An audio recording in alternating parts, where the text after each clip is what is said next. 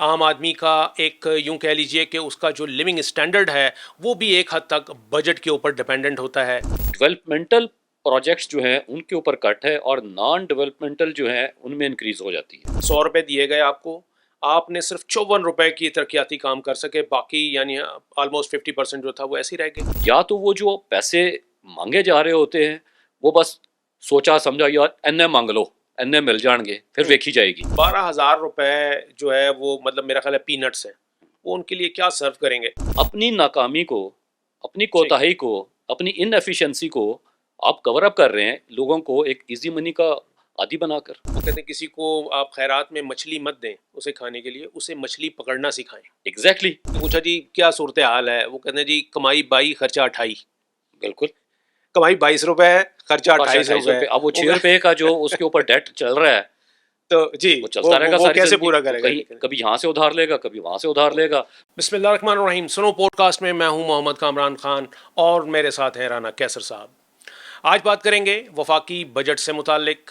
Budget बुनियादी तौर पे वो डॉक्यूमेंट होता है जिसमें हुकूमती आमदन और अखराजात का एक मीज़ानिया जो है वो पेश किया जाता है, लेकिन इसके साथ साथ ये आम आदमी से भी जुड़ा हुआ होता है। आम आदमी का एक यूं कह लीजिए कि उसका जो लिविंग स्टैंडर्ड है वो भी एक हद तक बजट के ऊपर डिपेंडेंट होता है। क्या महंगा होगा, क्या सस्ता होगा, कुछ रिलीफ मिलेगा, नहीं मिलेगा, ये तमाम जो बातें हैं ये भी बजट से ही मंसूब होती हैं। तो राना साहब हम स्टार्ट करते हैं तरक्याती बजट से। इसमें बजट में एक बड़ा इंपॉर्टेंट एक सेगमेंट होता है, एक जिसको कहते हैं public sector development programme, PSGP। PSDP। तो वो तरक्यात से मुतालिक होता है कि जी तरक्याती मंसूबे हैं। तो इस बजट में पहले तो हम तरक्याती मंसूबों से मुतालिक बात करें कि PSDP के लिए क्या एलोकेशन हुई हुई है। देखिए एलोकेशन की जो बात हम करेंगे तो पहले जो गुज़श्ता साल, गुज़श्ता माली साल जो एलोकेशन थी उसका ज़रा जायज़ा ले लें ठीक। कि अब तक की जो इतलात हैं, जो चीज़ें सामने आई हैं उसके मुताबिक तकरीबन 54% of the last years PSDP was spent. Only 54%। Almost. ठीक। बाकी स्पेंड नहीं हुआ।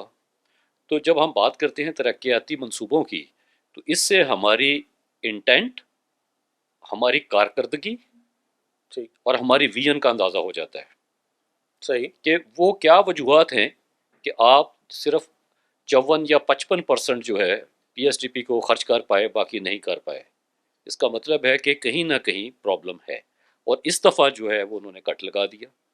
और जो कट लगाया है वो आप देख लीजिए कि लार्जली PSDP पे, यानी डेवलपमेंटल प्रोजेक्ट्स जो हैं उनके ऊपर कट है और नॉन डेवलपमेंटल जो है उनमें इंक्रीज हो जाती है जो एडमिनिस्ट्रेटिव कॉस्ट है। ठीक है, गैर तरक्याती मंसूबे। एग्जैक्टली तो एक तो ये है कि आपकी तरजीहात क्या हैं। अगर तो हुकूमत की तरजीहात में डेवलपमेंट नहीं है तो फिर तो ठीक है, और अगर हुकूमत की तरजीहात में डेवलपमेंट है तो ये कट तो नहीं लगने चाहिए। अगर पैसे नहीं है, ये IMF कह रहा है, तो IMF तो और भी बहुत कुछ कह रहा है कामरान साहब।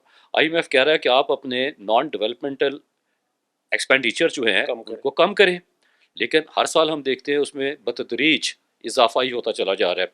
जो आप तखमीना लगाते हैं आने वाले साल के लिए कि ये हमारा एडमिनिस्ट्रेटिव कॉस्ट है, लेकिन at the end of the day जब आप उसको रिव्यू करते हैं तो वो रिवाइज होकर कहीं का कहीं चला जाता है, लेकिन डेवलपमेंट साइड जो है वो कम हो जाती है। तो बुनियादी तौर पे बात सिंपल है आपकी विजन। तो इससे अंदाज़ा होता है कि those who take decisions they are visionless.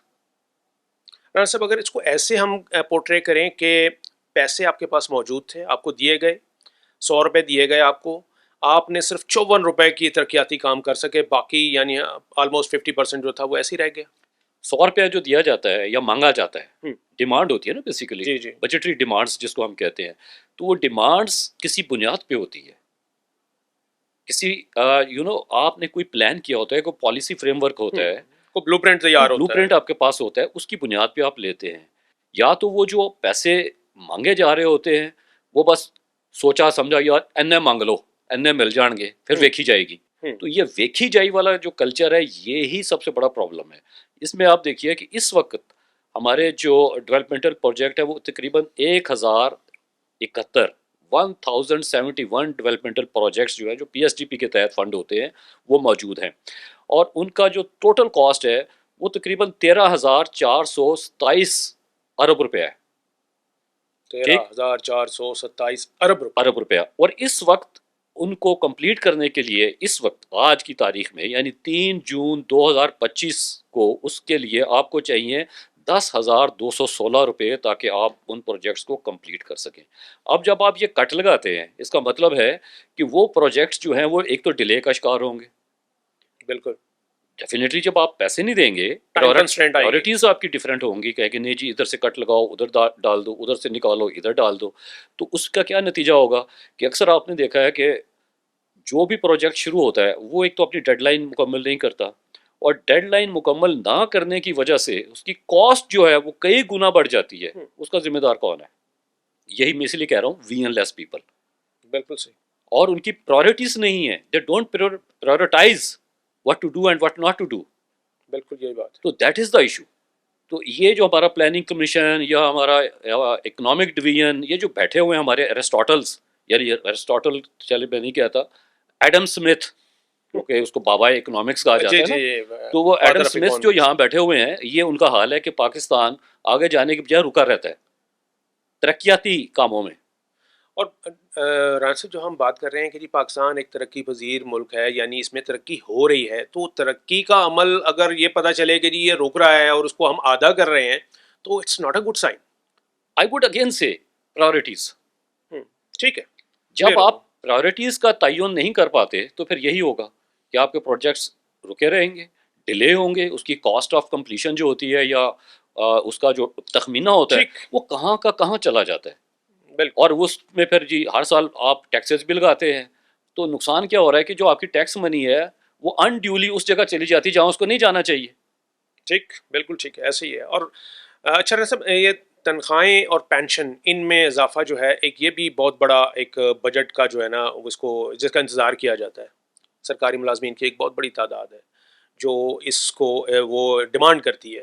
تو اس دفعہ کچھ ہے ایسا کہ ان کو انسینٹو ملے گا کوئی ریلیف ملے گا؟ پورا سال اسی دن کا وہ سرکاری ملازمین کا جو طبقہ ہے اور پینشنرز جو ہم انتظار کرتے ہیں کہ ان کے ساتھ کیا ہونے جا رہا ہے given the inflation price hike. ٹھیک ہے. اچھا اب آپ دیکھیں کہ تنخواہیں کیا وہ کمپیٹیبل ہیں مہنگائی اور پرائس ہائیک کے ساتھ؟ بالکل ایسا بھی نہیں ہے. ہاں بالکل ہینڈ ٹو ماؤتھ والی سچویشن ہوتی ہے ایک تنخواہ دار طبقے کے لیے چاہے وہ کسی بھی لیول پہ ہوتا ہے. اور پینشنرز کے لیے بھی آپ دیکھیے ٹھیک ہے ریفارمز کی بات ہو رہی ہے اور میں اس کو سپورٹ کرتا ہوں کہ جو پینشن ریفارمز کر رہے ہیں وہ ایک فیملی ٹری ہے. ایک بندہ جب وفات پا جاتا ہے تو اس کے پورا خاندان جو ہے نہ صرف اس کے بچے اور بیوی بلکہ پتہ نہیں کہاں کہاں تک وہ فیملی ٹری جاتا ہے کہ اگر وہ نہیں ہوگا تو اس کو پینشن ملے گی تو چلتا رہتا ہے. وہ ریفارمز ہونے چاہیے. لیکن کیا آپ یہ اندازہ لگاتے ہیں کہ ایک شخص جس کی ایک پرٹیکولر سیلری ہے یا پینشن ہے اس کو اپنے صحت جو چونکہ پینشنر ہے تو اس کو تو صحت کے مسائل ہوتے ہیں آفٹر 60 آپ کی اولڈ ایج انفرمیٹیز ہوتی ہیں تو کیا وہ پورا کر سکتا ہے؟ کیا وہ اپنے اخراجات پورا کر سکتا ہے دیگر ہیلتھ کے علاوہ؟ تو یہ تخمینہ لگانے والے جو ہوتے ہیں بنیادی بات یہ ہے کہ ان کی ویژن کیا ہوتی ہے. کیا ان کو ریئلائزیشن ہے اس بات کی کہ 37,000 روپیز آپ نے منیمم ویج رکھی ہے تو ذرا ایک بجٹ تو بھائی بنا کے دکھاؤ. خود کہتے ہیں کہ ہمارا 1.5-2 لاکھ میں گزارا نہیں ہوتا اپنی تنخواہیں 10-10 لاکھ کر دی ہیں. بالکل کبھی غریب آدمی کا بھی سوچ لو. بالکل یہی بات ہے.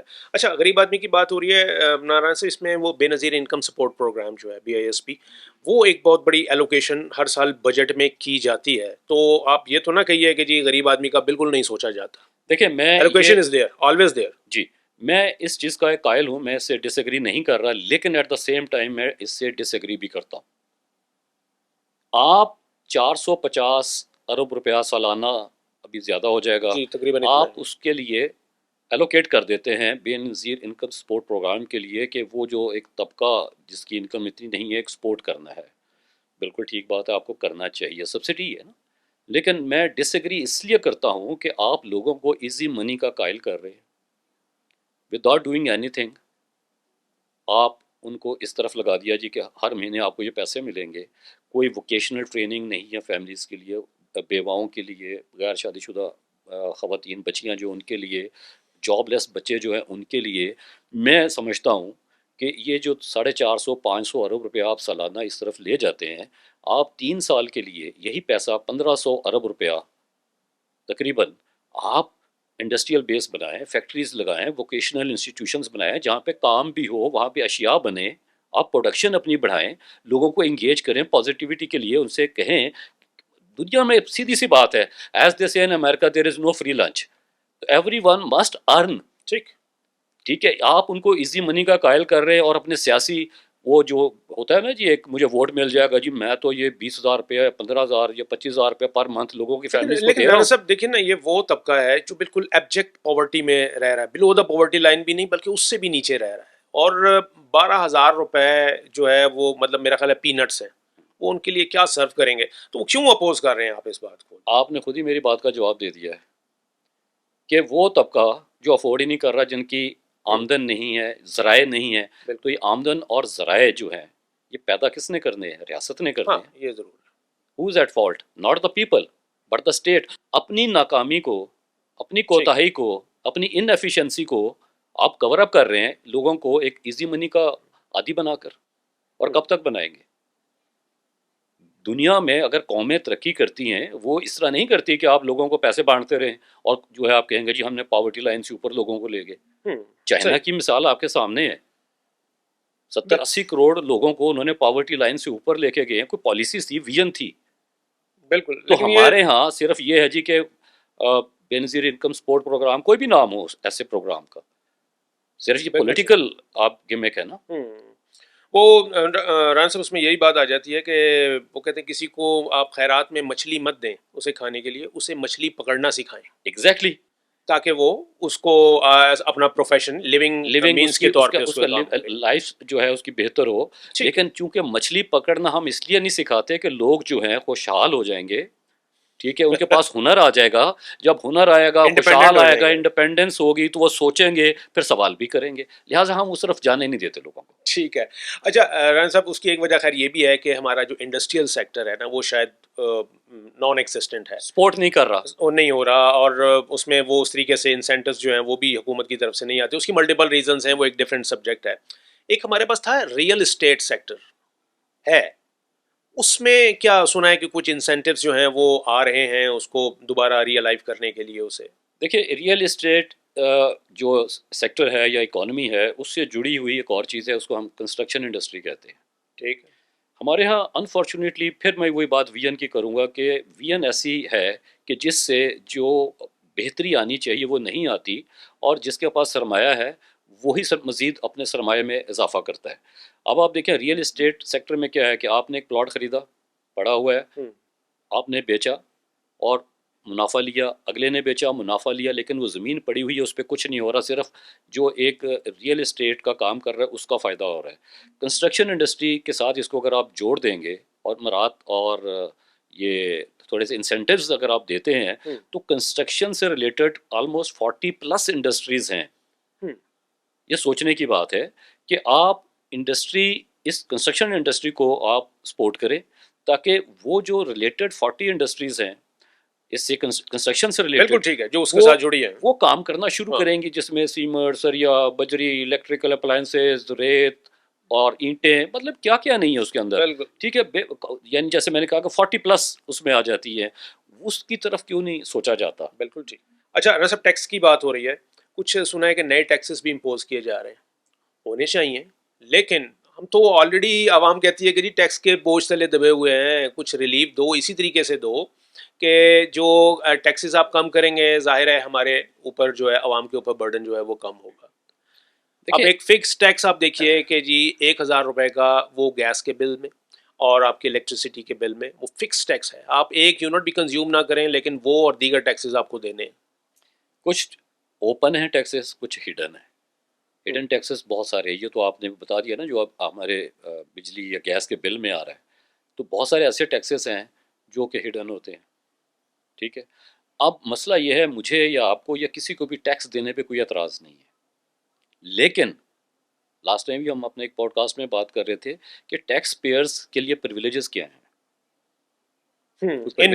ریٹرن کیا ملتا ہے؟ دیکھیے وہ کہتا ہے میں نیشن بلڈنگ کے لیے کنٹریبیوٹ کر رہا ہوں, چاہے 1 روپیہ بھی ٹیکس دے رہا ہے, وہ کنٹریبیوٹر ہے, لیکن in return what does he get, اس کا علاج جو ہے وہ ممکن نہیں ہے. اگر کوئی خدا نخواستہ ایسی جان لیوا بیماری لاحق ہو گئی ہے تو وہ فرام پلر ٹو پوسٹ والی بات ہے. کوئی ادھار سوشل لے گا, سیکورٹی نہیں ہے. پورے کے پورے خاندان تباہ ہو جاتے ہیں ایک شخص کے علاج کے لیے. بالکل ایسے ہے. تو یہ چیزیں بھی تو سوچنے کی ہیں. ٹھیک ہے آپ ہیلتھ کارڈ ایشو کرتے ہیں, وہ اچھی بات ہے, آپ دیں لوگوں کو ہیلتھ کارڈ, کم از کم کچھ تو آسرا ہے. جی ہاں. دس از اے گڈ ڈیسیژن جس نے بھی کیا تھا یا ابھی کیا ہے, یہ اچھی بات ہے. تو اس طرح کے انسینٹیوز ہونے چاہیے تاکہ لوگ انکریج ہوں کہ میں نے ٹیکس دینا ہے because I get something in return. دوسری بات, پاکستان شاید واحد ملک ہے جہاں پہ ٹیکس فائلر اور نان فائلر کا کنسیپٹ ہے. جی ہاں. کیوں ہے بھائی؟ دنیا میں کسی اور جگہ نہ. پہلی بات ہے کہ آپ قدغن لگا دیں کہ جی ٹیکس پیئر کے لیے ہی یہ چیزیں ہوں گی, وہ کوئی پرچیز کر رہا ہے یا کوئی چیز بیچ رہا ہے, یہ اس کو مرات ہوں گی, وہ کر سکتا ہے, لے سکتا ہے. جو نان ٹیکس پیئر ہے, نان فائلر ہے, اس کو کہیں بھائی آپ تو نہ گاڑی خرید سکتے ہیں, نہ گھر خرید سکتے ہیں, نہ پلاٹ خرید سکتے ہیں, نہ آپ کوئی ٹریول کر سکتے, ایئر ٹکٹ بھی آپ کو نہیں ملے گا, ٹرین کا ٹکٹ بھی نہیں ملے گا. آپ آئیں ایک, یعنی اس میں آپ کو پولیٹیکل ویل کی ضرورت ہے, ایک بات. دوسرا آپ دیکھیں کہ نان فائلر کا کلچر اس لیے ہے, نان فائلر کی جو شرح ہے ٹیکس کی وہ زیادہ ہوتی ہے, تو وہ بھی ایک اکانومی میں اگر دیکھا جائے آن دی ادر سائڈ وہ بھی اس میں کنٹریبیوٹ تو کر رہا ہے. صحیح. اچھا, اب وہ آپ کا جو ٹیکس کا ہدف ہے وہ پورا ہی نہیں ہوتا. ابھی آپ دیکھیے کہ پچھلے مہینے کا جو ہدف ہے وہ پورا نہیں ہوا.